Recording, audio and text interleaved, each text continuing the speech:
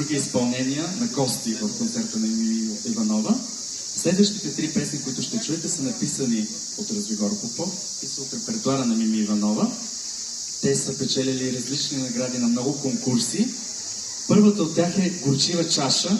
Ще изпълни 13-годишната Мария Стойчева, възпитаник на Мими Иванова. Още по-бурно, едва на 13 години. Песента "Горчива чаша", която познавате от репертуара на Мими Иванова. Мария Стойчева!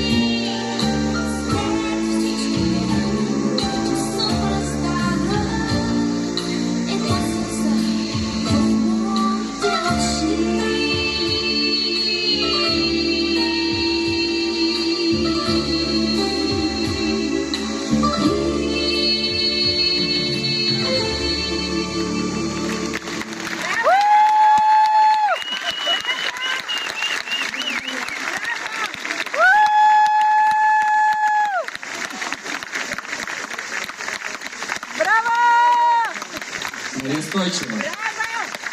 Тук се пляска най-силно по силно.